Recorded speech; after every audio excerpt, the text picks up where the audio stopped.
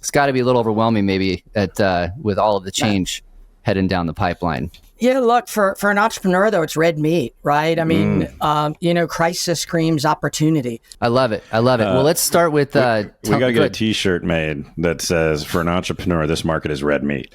Like, that needs to be a T-shirt. We really got to get our swag store online. That needs to be a priority. I know. So all the quotes we get... It's on the list. All the quotes we get, we're just like, we could have the most amazing swag store. You talk about it privately. We talk about it publicly.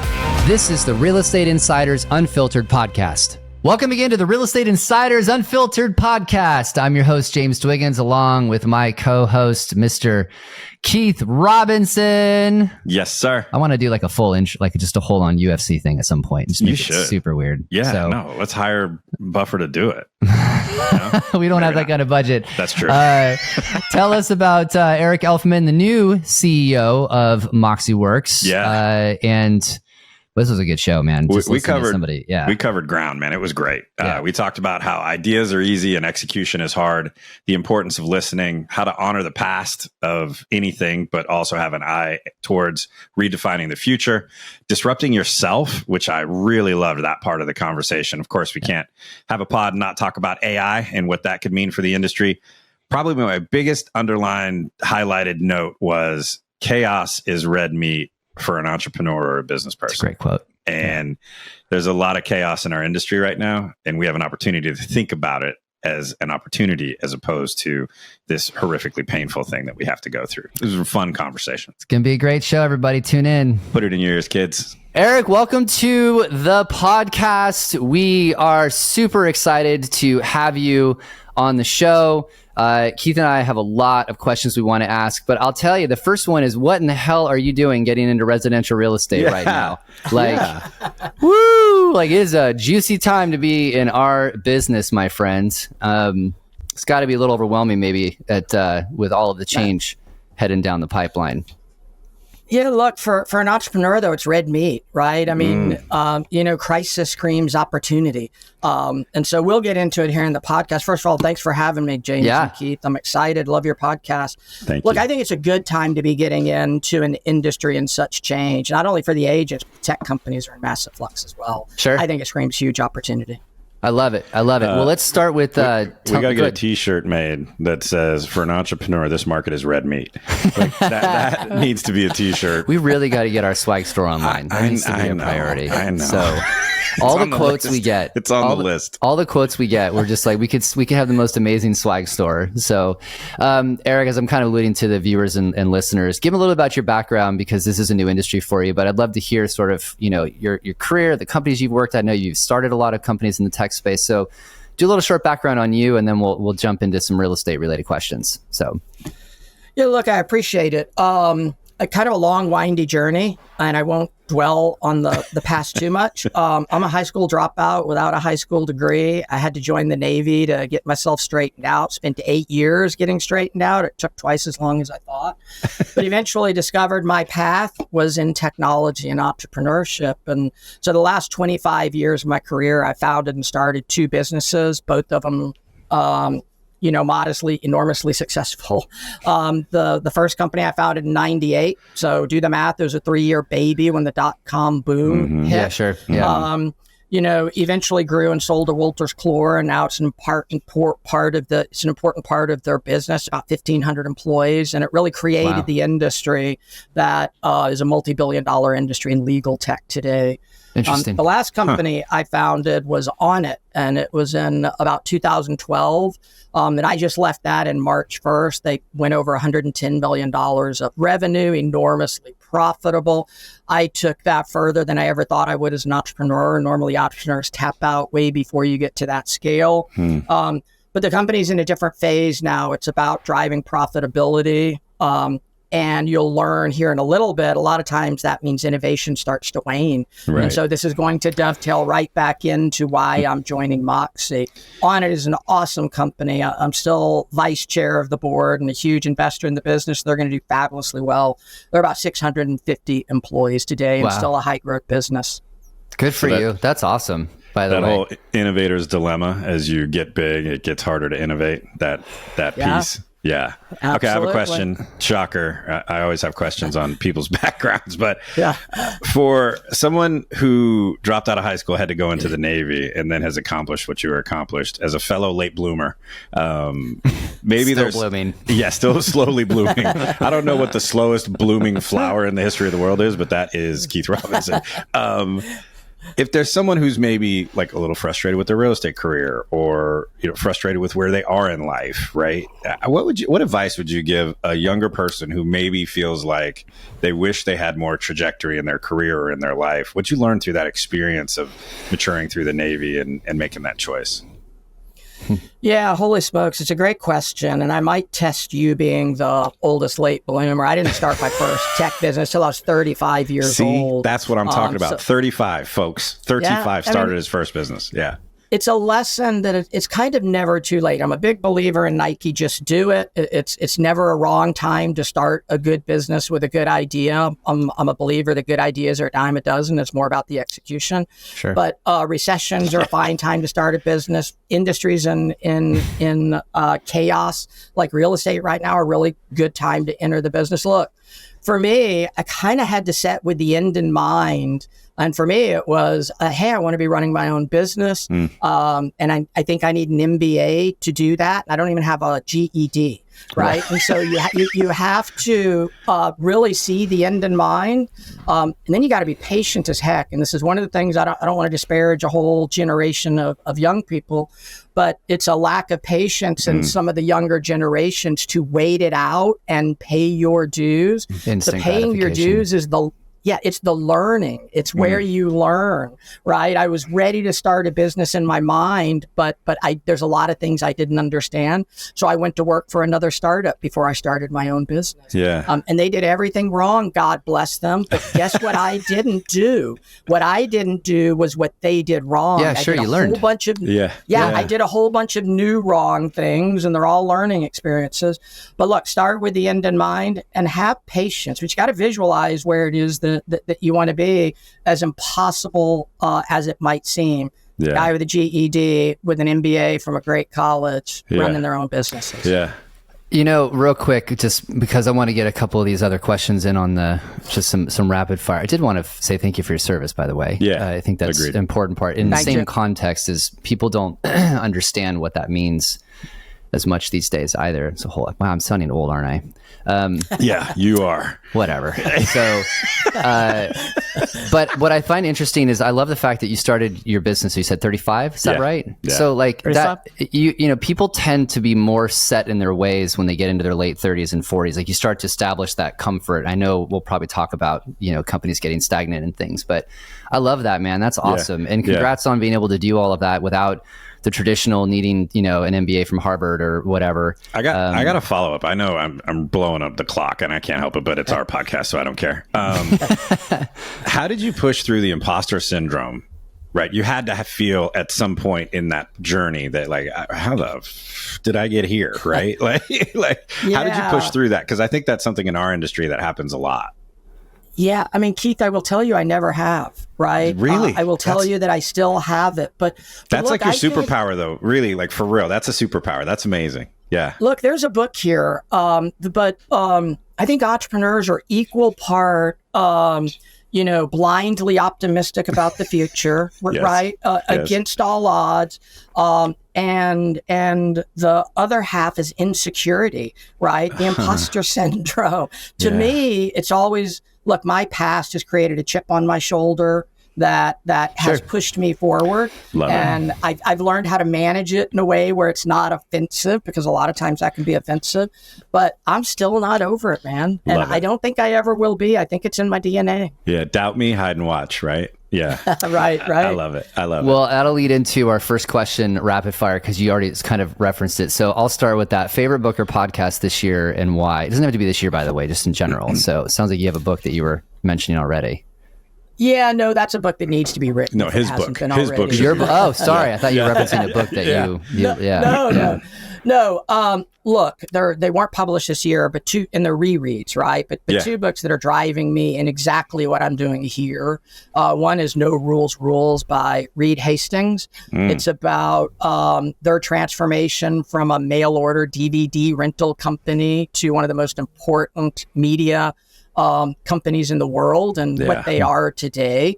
Real estate needs that type of transformation. And so I'm reading it for the transformational journey that they went through and that leap against all odds from, hey, Blockbuster, buy us for $50 million and being told no to what they are now. Blockbuster is still mad.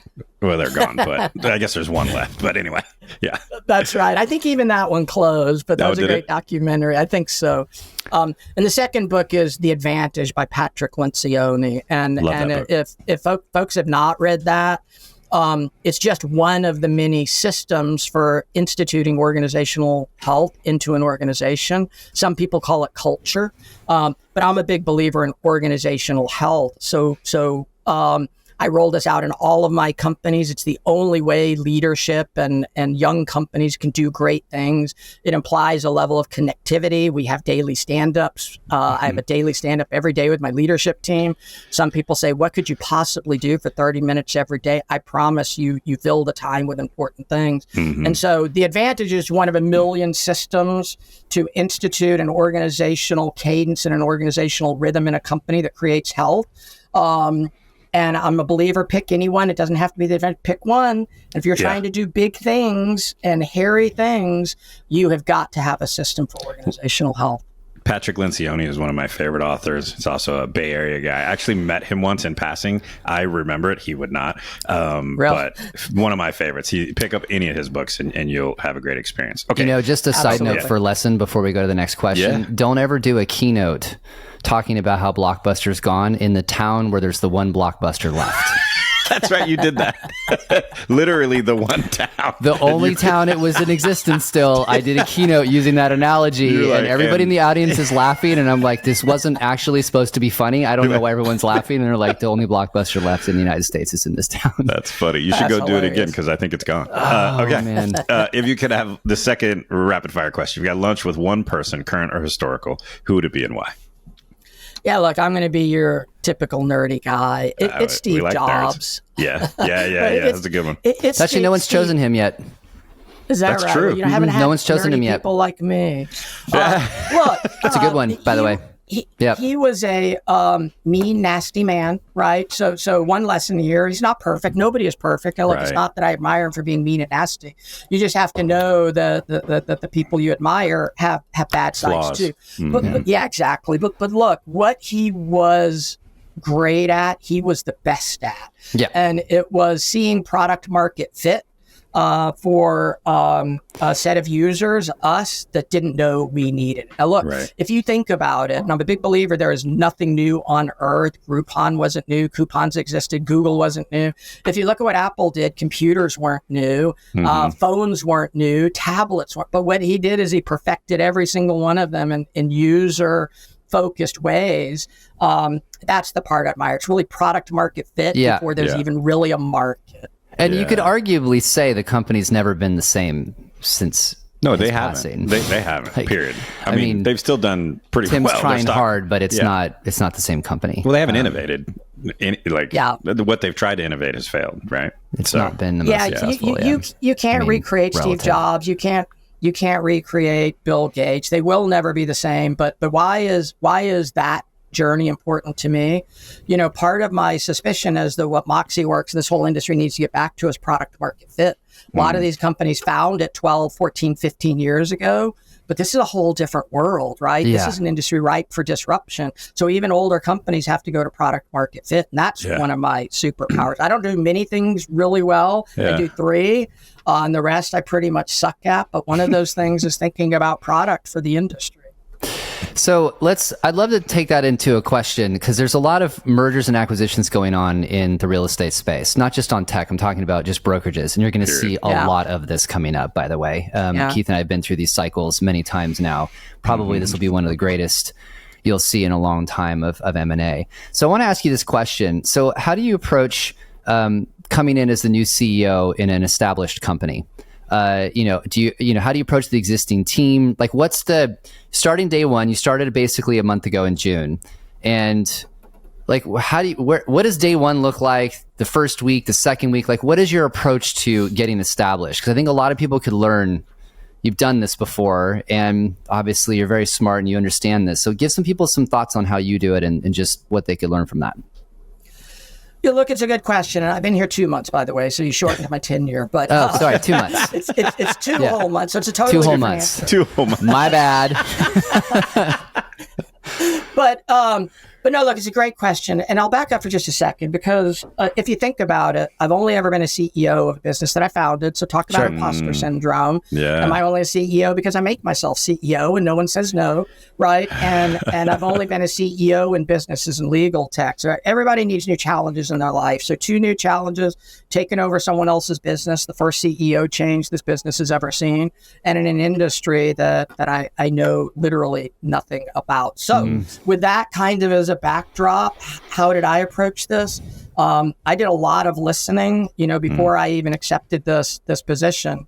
I looked back at 3 years of financials and board decks and tried to understand the state of this business before I jumped in, because the last thing I want to do in the what might be the last step in my career is stumble, right? I've had 25 years as a successful CEO. So I really wanted to understand the situation.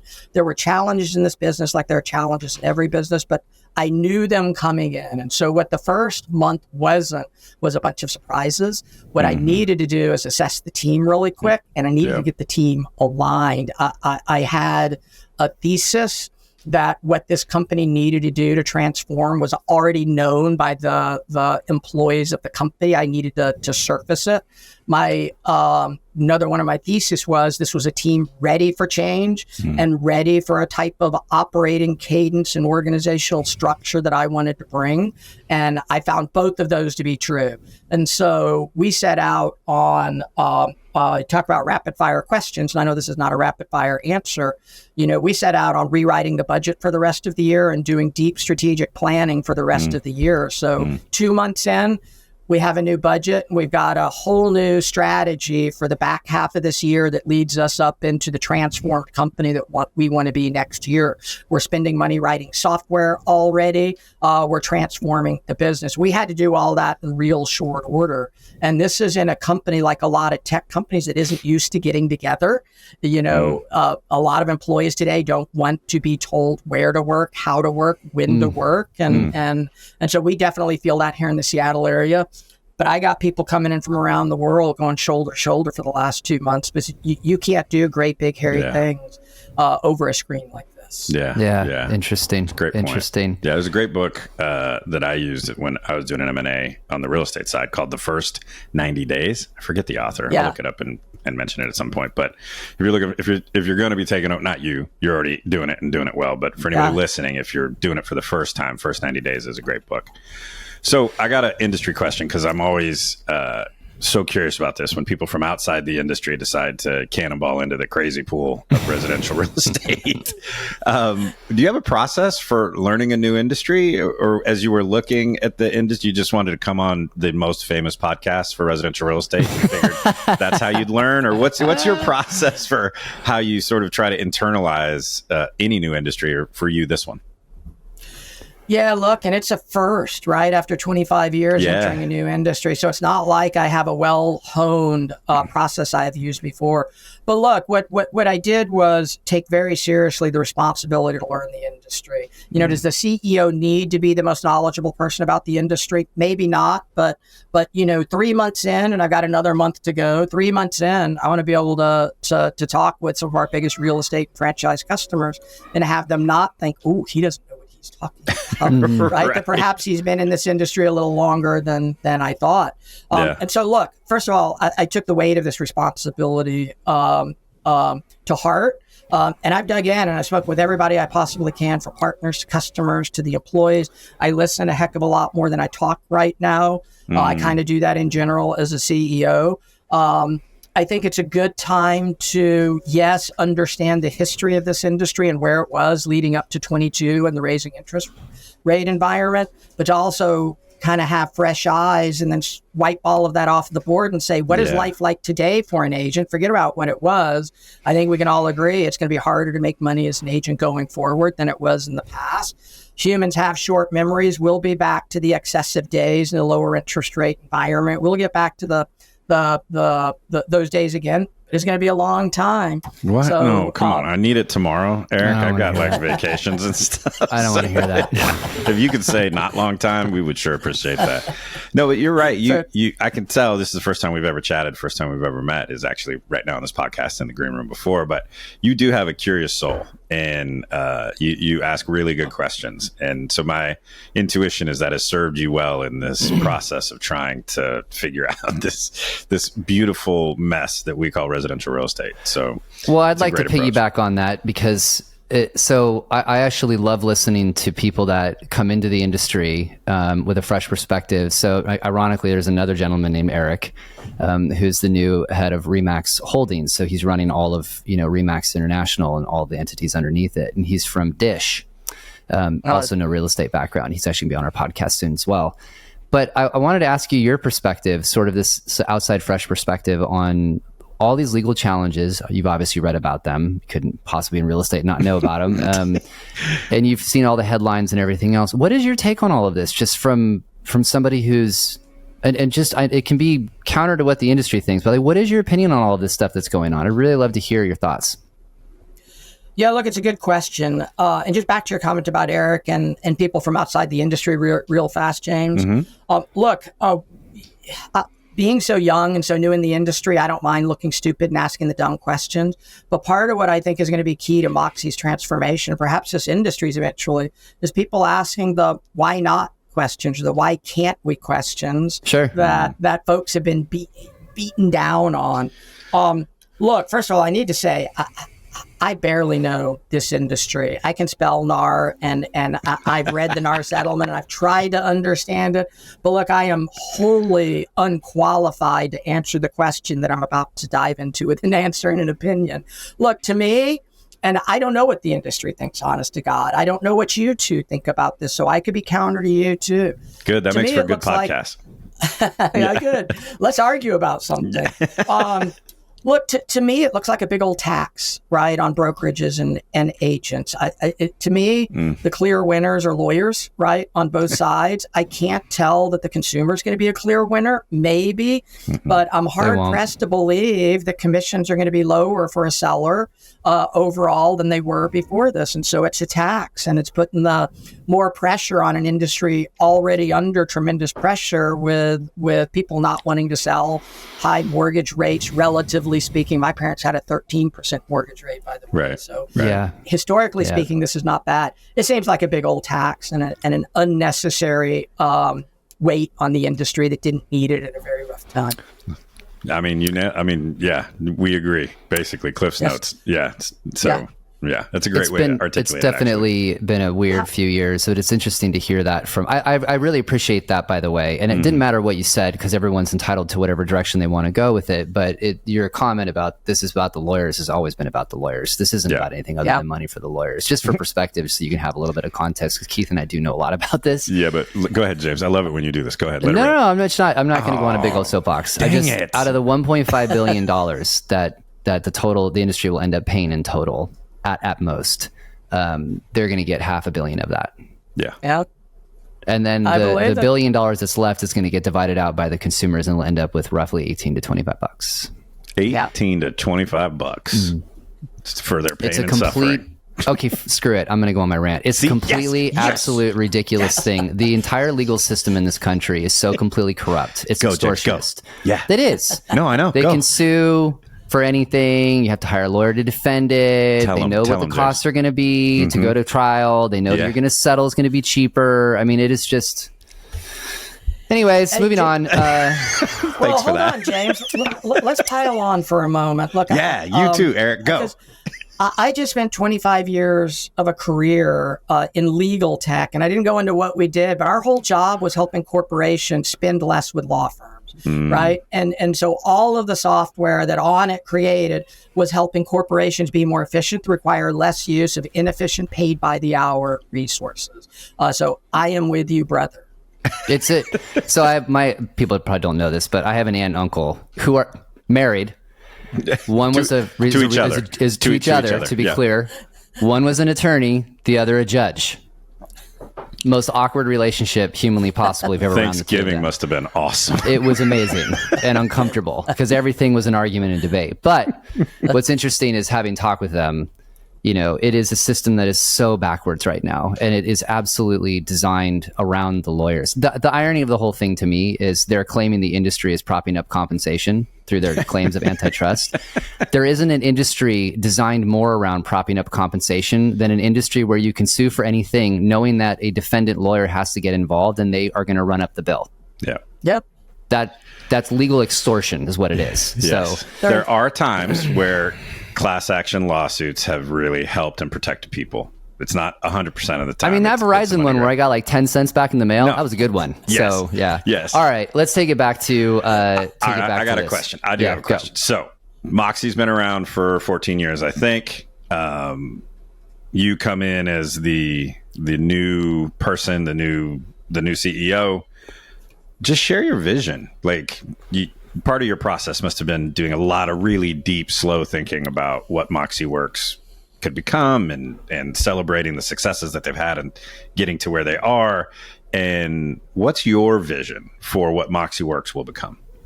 Good question. Yeah, it's a great question, Keith. And I really do appreciate you bringing up the idea of slow thinking, because entrepreneurs are typically fast thinkers. Yeah. Right. And so that definitely describes me. But you are right. I had to be more thoughtful before I decided what job I wanted to take. By the way, it's a really strange world in private equity-backed software businesses. Everybody wants a new CEO. So there were tons of opportunities. It's like quarterbacks in the NFL. Exactly. I just need someone different, right? Yeah. It may not even be better, but get me someone different. Yeah. But it really is the whole fresh eyes. And so look, obviously, if the mission, and we're private equity backed, we've got an overlord, right? There's the strongly worded letter that you're going to get. You're going to get an email. That's the email we talked about. The old private equity overlord email. That's going to be a good one. Well, look, I was already clear that I don't like to be micromanaged, so I think I'm going to be okay. Good. But look, if the mission were the status quo, I wouldn't be here. Even if they did hire a new CEO, I wouldn't be here. So what's the opportunity I saw? I saw an industry in massive flux, right? Maybe once a generation type massive change. Yep. I don't know. I don't have the historical perspective. James might. But huge change. And again, change equals opportunity to me. Entrepreneurs love to see that type of change. The dot-com crash created huge opportunities for companies that measured themselves by cash flow and profits instead of stickiness and eyeballs and all the crazy things that were driving valuations leading up to that. There's a couple of different types of transformations companies could go through. At this phase, a 14-year-old business, and my old business on it is about this age. The transformation they're going through is trying to get to a 50% EBITDA margin, right? Those are fabulously wealthy businesses. Yeah. But we know what happens when profitability is the most important thing. And as an investor, I'm going to make a massive amount of money from that thinking. And so I'm not deriding it, but it's not a use of my skills. Right. Moxi wants to go through a growth-oriented transformation where we get back to some of the high growth we felt in the early days. And so this is an innovation-based transformation. And I told you earlier, I'm not good at many things, but the three things I am really good at is sales, marketing, and product market fit. I've never been a marketer. I've never carried a bag and sold for commission. I've never been a product management person, but it's just as who I am, I've developed into kind of those three skills. And those are the things that MoxiWorks could take advantage of now. And so what do I want MoxiWorks to become? I'll back up for just a moment. I know I'm not supposed to talk too long. Look, it's a story as old as time. It's a story as old as time. Young company is born, looks at old fat competitors and says, holy smokes, they're missing the mark. They innovate. They figure out product market fit. They disrupt an industry. Then they keep growing. They get legacy customers, tech debt. It starts to get hard to make innovative new decisions. You sell to private equity. Profit matters more than innovation. Mm-hmm. You start to lose your way. Little startup looks at that fat company now and says, I can do it better. Yeah. And they disrupt them, right? So it's just this cycle. And so two things. This is a market ripe for disruption, not just MoxiWorks, but our biggest competitors. Everybody is ripe for disruption. If I didn't join this company and I wanted to start a new business, I'd consider it in real estate because I think there is room for fresh new ideas. Now, look, there are startups in this space. There's no two ways about it. But it is hard to build the types of capabilities, the hundreds of MLS connections that Moxie massively has. Hard. Yeah. Massively the hundreds of thousands of agents already using our software. So what am I trying to do? And it's going to sound really trite, guys. I'm trying to disrupt ourselves. I'm trying to think with the heart of a startup. We're writing new software like we're a startup right now. I wouldn't have come here unless the overlord committed lots and lots and lots of millions of dollars to fund the transformation, because transformations aren't free. So we're writing a new platform that you'll start seeing pieces of it this year that is not just AI enabled, it's AI from the ground up, because this is an industry ripe for disruption by AI. You know, one of the things you No, it's great. It's a comment that it's wonderful. Yeah, go ahead. I was just going to say, and I know Keith will have some opinions on this. This is literally what everybody in the industry should be doing. Yeah, is disrupting themselves. You should. Yeah. Everyone should be thinking about where you are and what you've gotten to, and then being grateful for what you've been able to accomplish. But then what does the next 7 years look like based upon the tea leaves that we're all looking at, and going internally and saying, how do we disrupt ourselves? And we're doing this. We've done the same thing this year as well. For about 12 months, we've been disrupting ourselves, going, where do we need to be? What do we need to do? What changes need to happen? And I think it's a really good comment that every single business in residential real estate, not just tech, brokerage, team structure, compensation, client perspective, should be looked at deeply, going, where do we need to be? I'm saying this analogy a lot. It just makes sense to me. Obviously, it's Gretzky, but it's skate to where the puck's going to be. And just looking at that, going, how do we get to where this thing's going to be? And we can't just try to hold on to the past. And for everybody listening, associations, MLSs, who's continuing to try to hold on to the past, this is really an internal piece. And I love the fact that you're saying we're going to disrupt ourselves. Yeah. Smart. Yeah. But James, while you are right, it's hard to do. It's hard to make that change in a system that we all live in, right? So I can't speak for these brokerage firms, but a lot of them are PE backed, and there are cycles in PE hold periods where when you get bought by a brand new PE firm, you get to do a little bit of investment, but you're typically all about profit at that point. But you start to get 3, 4, 5 years in, nobody's going to fund disruption or investment in AI like they need to. So it gets very hard in at least what I understand, the software companies, it gets hard at scale to do that. So it's going to be hard for our competitors to do it. This is the unique opportunity, such massive change, and a private equity sponsor that is willing to fund this change. Not everybody's going to do that. Yeah. We see, let's get another letter coming to me.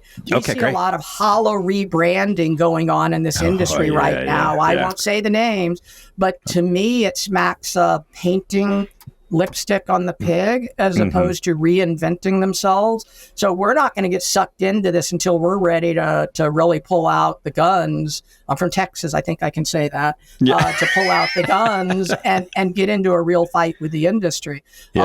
But it's not just rebranding that's going to get us there. We got to rethink everything.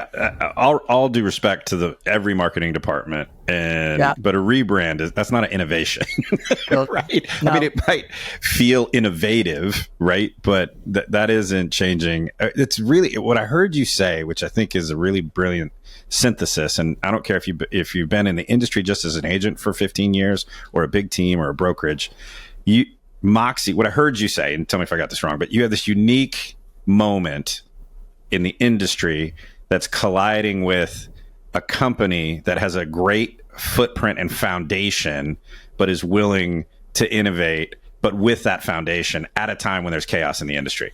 And that is a perfect storm That's what I heard you say. Is that accurate? You nailed it. Yeah. You nailed it, right? I think it's our 14 years of building customers and connections and APIs and partners that puts us ahead of the young ankle biter disruptors, right? There's another letter. Right. They don't have the foot of the startup. Exactly. It's going to be, that's hard to build. There are real barriers to entry.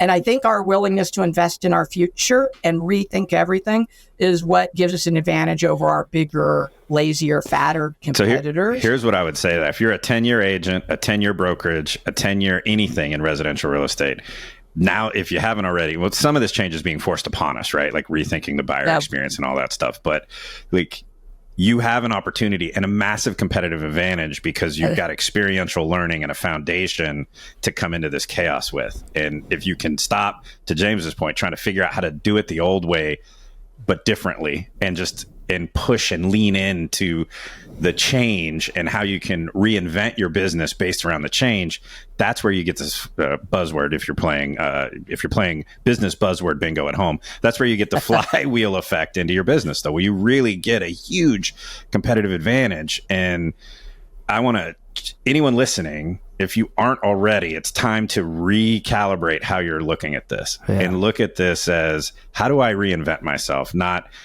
screw the lawyers, we should have won. How can I figure out? I'll say that for you. Yeah, right. Let James Focus say on that. the business, Or the one that drives me crazy, my soapbox turn. I might just roll my shoulders real quick.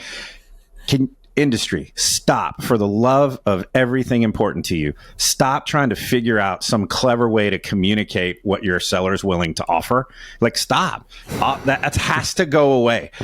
You can't use the last three numbers on the sales price as your percentage of commission. Okay? I love you. Knock it off. You're going to get sued. Stop trying to figure out how to do it the old way and reinvent yourself for the new way, and you'll capture market share. I love it when Keith gets on the soapbox. By the way, Keith and I have bets going about who throws more F-bombs this year, which will be me, but I'm trying to get Keith to throw his first. So he almost did it on the last pod that we did. I did. All right, Eric. So I actually want to ask, since you're kind of talking about this, is there anything you want to, can you share with us kind of like your vision of where you're thinking about going over the next 12 months? Like what So it's a perfect place to announce something new, by the way. This is the perfect. I mean, NAR announced they're keeping the key right on our podcast for the rest of the year, and the news media went completely nuts. Yeah, so that's your goal. That's shoot your shot, Eric. This is your chance. Yeah, look, I am going to be a little cagey because I don't want it just to be a battle of words and here's what we're going to do. Look, I never shy away from pre-marketing future capabilities, right? This is part of what you have to do when you're a young company. However, rather than announcing our product today, what I will tell you is this is a data-rich industry. I'm hard-pressed. Obviously, healthcare and legal are data-rich industries. But real estate is a data-rich industry that has not yet made good enough use of all of this data with AI, right? And so this seems to me to be a laggard industry that is only given, surface level thinking to what AI can do. Whether you believe real estate is a creative industry or not, I think it is. It almost doesn't matter. This industry, just like all creative and eventually non-creative industries, are going to be disrupted by AI. AI is not going to replace a real estate agent. Tech isn't going to replace a real estate agent. But agents who use tech, increasingly infused by AI, are going to replace agents that don't. So I love your comment about agents needing to reinvent. And there is an advantage to the history they have over someone new to the industry, but only if they change. And so what does Moxie need to become? We're detaching from all of the labels and the brands and the companies we bought, and forget about this amalgam. It feels like we have 100 products, and that's kind of too much for a company doing what we do. We're getting back to focusing on our only job is to help an agent find, win, and close a listing. Right. And so let's get back to the basics. Let's forget about all of this tech and these billion features we've got. What is an agent in 2025? Because that's when we'll be putting the software out. What do they need? And think like a startup. And so we've come back to the basics and outlined what that first product is. And what it is the foundational capabilities that every brokerage needs to do their job to enable their agents to be successful. And there are going to be additional capabilities that smart agents can unlock that enable them to rise above other agents, even perhaps in the same. So if I got that, if I heard that right, so you're really going to be focusing, at least in this first iteration, or what I'll call V1, just I'll put a label on it, is around listings and listing agents, essentially, like capabilities around that. Is that a fair assessment? I think it's a fair assessment, but it's not going to be blind to everything else. And so you're going to see still all the same foundational capabilities, right? You got to have contacts. You got to work with teams. You got to be able to do presentations and CMAs and websites. And so it's going to be a pretty holistic product. But absolutely, it's going to focus on the most sure thing that an agent has right now, and that's a listing. You could say buyer's agents, it's a little murkier. Sure. But at the end of the day, it's got to be AI from the ground up. So we're hiring data scientists to crawl all of the data we've got and figure out what the right first applications of it are. My view is AI in the real estate context to help agents. It has to be prescriptive. Here's what you might want to think about doing. Here's what works in this industry. A lot of the things that humans have to think about, what next, this follow-up, this email, AI can intuit and do for you. So you've mentioned AI a couple times. So let's shift a little bit to that. Where do you see, like, how big is AI going to be? How do you see it affecting real estate? How central is that to what you're trying to add to the foundation of what MoxiWorks already has? So AI, how big, what will it be, and how important is it to the future of MoxiWorks as you think about it? Yeah, look, it's a great question. Do either of you know how old the term artificial intelligence is? Turing came up with it first. Alan Turing, I think. It goes back to the 50s, right? Yeah, where it was in popular, so 70 years. I was going to say, Keith would actually know this answer. He made the first computer where he was trying to crack. There's a decent movie on it and a great book. But yeah, Alan Turing in the mid 50s. Yeah. And he started it in the 40s in World War II. Yeah. Right. And so we've been talking about artificial intelligence for 70 years. And it's mostly been hyperbole and fodder for dystopian movies, right? About AI gone wrong. Well, remember, every company just puts .ai at the back of their domain name, and now they're AI. Yes. So. Right. Yeah. But look, so it's been hyperbole and bluff for most of that time. The world changed 2 years ago. It absolutely did. And look at On It. We didn't get into AI until 2020. We bought a company out of New Zealand because we were in contract management. Talk about a data-rich environment. It's a creative industry. It was going to be disrupted. So I'm not smarter than anybody else, but we saw that connection or bought before Gen AI. But Gen AI and these large language models changes everything. The bar for deploying AI solutions to end users dropped to the floor. You no longer need to be a PhD out of MIT to think about it. And so it's created a platform. I love platforms. It's a platform to more quickly deploy solutions to end users. Now, look, marketers are still over marketing it. In this industry, people are still using that term on things that are not at all AI. They're simply algorithms that are reading something and doing another.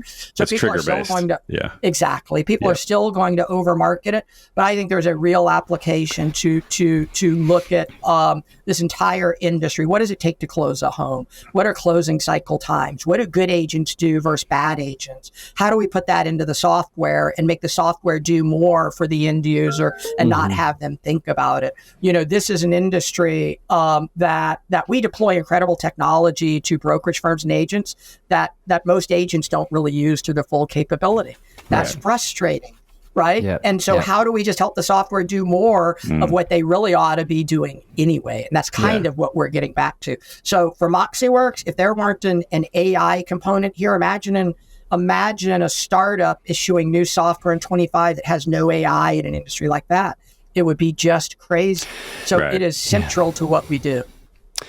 All right. Well, we are running out of time. Keith always asks a question to wrap us up of every guest we have on our show. And by the way, thank you for that. I love the comment you made just to put a bow on that. So I want to make sure everybody heard it. So somebody who's been in the tech space for 25 years, you were talking about agents who are using AI will replace agents who don't, but you didn't say AI was going to replace the realtor. So I just wanted to make sure everybody caught that final piece. All right, Keith, take us home. All right. If you were an agent or a brokerage, what's the one thing you'd implement today to help your business? Holy smokes. You know what I would do? And your comment earlier, Keith, about your history will help you against the newbies in the space, but only if you change. Yeah. I'd go to the whiteboard and whatever's on it, I'd wipe it clean and start to think about what does life in 2025 look like? I start thinking about next year. What does it take to be successful?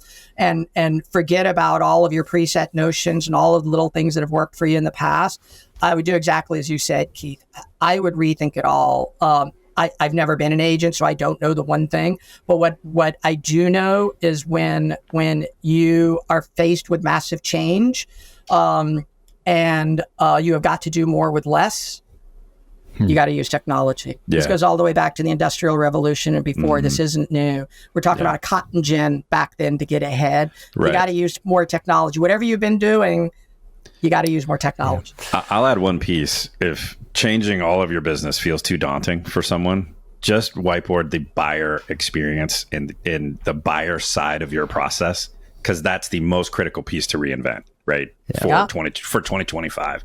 I would do that exact. I'd get a bottle of your favorite beverage. Water is fine. It's not what I would pick, but get a bottle of your favorite beverage and like lock the door so the kids can't get in, and get the whiteboard or get the journal out or get a fresh Word doc going and just unpack and think slowly and deeply about the buyer process and experience and how you can reinvent that if you want to get the most out of 2020, rest of 2024 and 2025. Yeah, I'll add one comment on Keith's just for just a little bit of the fodder in it, is also talk to your customer and ask the questions. Yeah.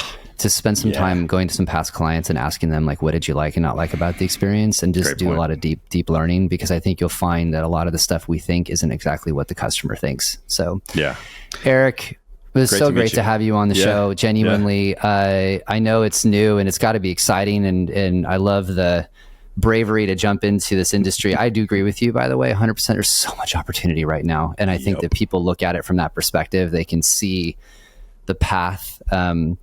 Keith and I will be at all the same events you'll be at. So if you want to run around and meet a bunch of the crazy people that we all know, just shoot an email. We'll have a beer together and introduce you to some of the people in the business. But you're going to do amazing, man. We're super excited for you. And also, I'm glad that you're in the business, because we need people like you to help move this industry forward and bring some fresh eyes to it. So, and when you are ready to announce that next big thing for MoxiWorks, you can do it here. So we're ready when you are. Yeah. Eric, great to meet you. Yeah, it was fun. Thank you. This was a blast. Thank you both. Yeah, of course. Absolutely. We'll look forward to having you back on in the future. So appreciate it. Thank you. Yeah. Thanks. It's our job to say out loud what everybody's only thinking to themselves. It's your job to subscribe to this podcast so you never miss an episode.